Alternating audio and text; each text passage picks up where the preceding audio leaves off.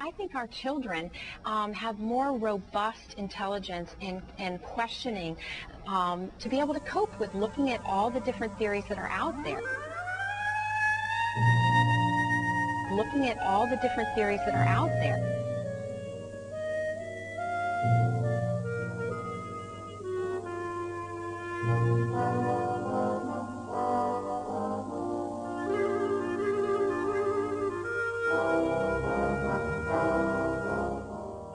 I agree.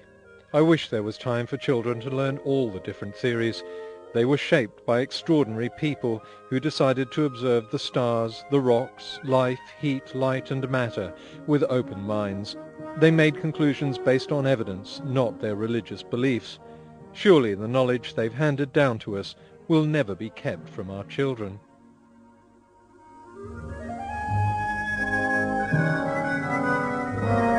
We have a revelation from one who says, I know everything, I've always been there, here's what happened in the past. So when we take that revelation, put on our set of glasses, and we look at the evidence, we can say, now I understand. Fossils couldn't have formed before sin, there was no death before sin, there was a global flood, that connects to geology.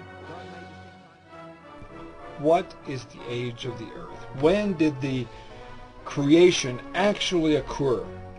And of course, we're going to go to the Bible. How we make advances in science is being open to all different perspectives, and that's all that we're calling for. Let's qualify that.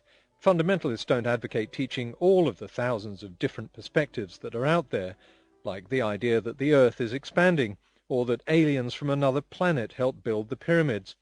What they want is to be able to teach just one different perspective, and the fundamentalist lobby is running a well-targeted campaign to convince parents, not just in the United States but also in other countries, of two things: that creation science and intelligent design are science, and that there's a real debate about our origins going on within the scientific community.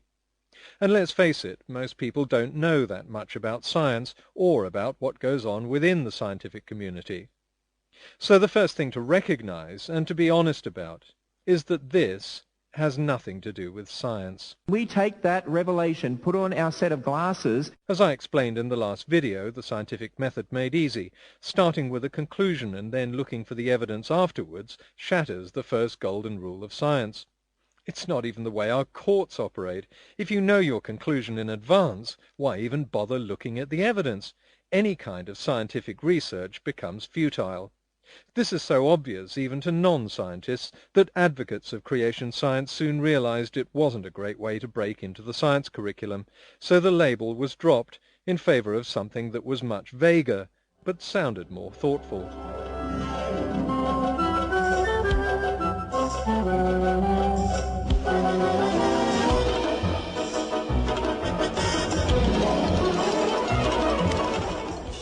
Intelligent design takes a simple two-step approach. Find something complicated that we don't yet understand, and conclude that because we don't understand it, the best explanation is to assume the work of an invisible being, or to put it in a way that sounds a little more scientific, an intelligent designer. In fact, researchers who've applied the scientific method to these supposedly intractable problems have discovered their origins consistent with what we know and understand, even for things that seem to be very unintelligently designed. But even if they hadn't, this leap from problem to conclusion is not how science works. As we saw in the last video on the scientific method, real scientists investigate things we don't understand, however complicated, until they come up with a workable hypothesis. Based on that hypothesis, they then make a prediction that's rigorously tested. Only when a hypothesis has been successfully tested can a conclusion be reached. Advocates of intelligent design aren't prepared to make predictions, let alone test them, so it's not science. Maybe not even a hypothesis, because intelligent design doesn't explain the process by which organisms were designed and made. It would be just as useful to say it all happened by magic. So the two sides of this supposed debate are beginning to look decidedly unequal. The theory of intelligent design isn't a theory at all, it's an untested idea. And we never include untested ideas in the school science curriculum, not only because they haven't been reviewed or verified or derived by the scientific method, but because there are so many untested ideas out there that fill the entire science curriculum. As for the notion that the scientific community is divided, okay, on one side we have biologists, including many Christian, Muslim, Jewish and Hindu biologists who accept evolution, and on the other side we have biologists who believe in intelligent design. So the scientific community isn't divided over this question at all. There's an overwhelming consensus. The people who are calling for their ideas to be injected into the science curriculum are outside the scientific community and are happy to display a breathtaking ignorance of the subject they're tackling. Somehow, that mud found a way to grow, reproduce, swim, crawl. Somehow this happened? If Ben Stein is going to disagree with the theory of evolution, at least he has to understand how it works.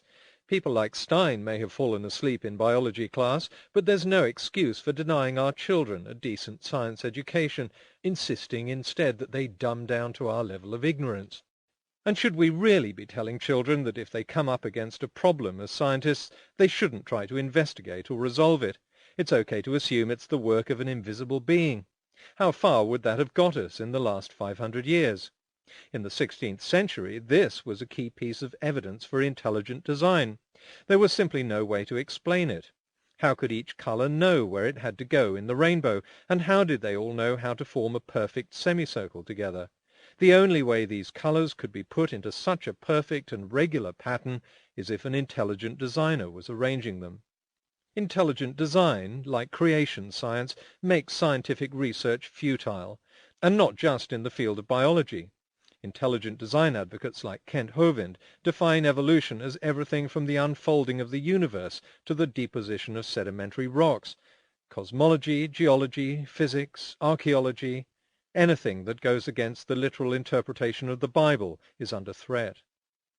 So the aim of the intelligent design lobby isn't to open minds or look at all the different perspectives or both sides of an imaginary scientific debate. The aim is to make science look murky and indecisive, and cast doubt on theories that are the foundation of our knowledge. The strengths of science are used against it. The willingness of scientists to admit errors, correct them, and to modify hypotheses is used as proof that they can get things wrong. The word theory, the highest form of proof you can get in science short of mathematics, is mistranslated into uncertainty. Slowly, the solid facts established by centuries of scientific study are eroded. If untested hypotheses are taught alongside verified theories, we're reducing the idea of science to just a barrowload of ideas and asking children to sort out for themselves which are facts based on evidence and which are conjecture. The result is confusion, vagueness, and disinterest. We're not opening young minds, we're emptying them. The intrusion into science teaching threatens a number of countries, but none more so than the United States. 100 years ago, the USA was admired as a technological powerhouse. In the technologies of the 20th century, the United States was unsurpassed.